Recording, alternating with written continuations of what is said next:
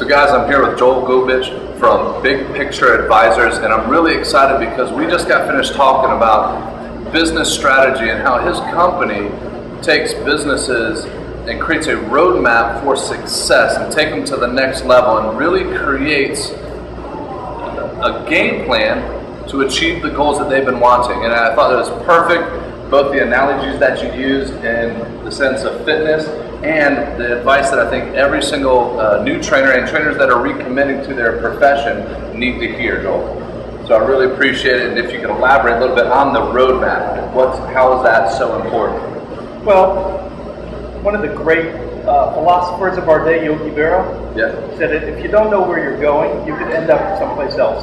That's perfect. And you think about that in business. I mean, those words are meant to make us think, and they're humorous, but if you really don't have a plan of action, it's just so hard to achieve your objectives. And I know a lot of people say, well, yeah, I know what I want. And they say, well, I always know what I want. But you mentioned there's a big difference between knowing what you want and I forget exactly how you say it. Well, if you don't write it down, it's not a contract. Exactly. You've got to take it from here, physically write it down. Write it down on a piece of paper, write it on your computer.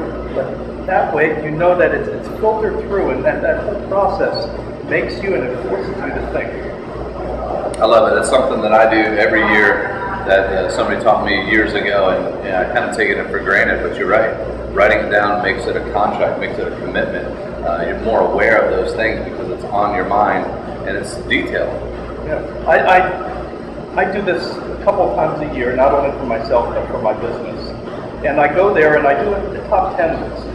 What are the top 10 things that I want to accomplish? We all have lists, and sometimes, and that's one of the things that we overlist ourselves and never really can accomplish it. But you have to always address the core issues of your business, the core issues of what you're doing.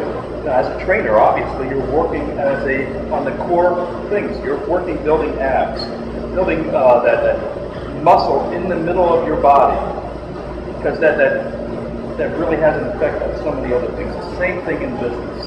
You have to work on the core of your business. All the other things, you can work on them, but if your core is weak, if you're flabby, then you're not going to be able to achieve extreme success no matter what you want to do.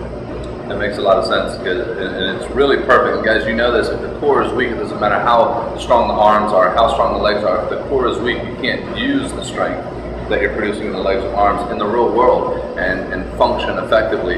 And I like the way you put it, because you can't function. Your business will never function effectively unless you do, like Joel said, and work on the core of that business. Real quick, Joel, if you had one thing to stress to a new trainer who's coming into business, one thing to stress to say, you have to do this if you plan on being successful, what would you say that is? Well, I would go to one of my key questions, which is the why.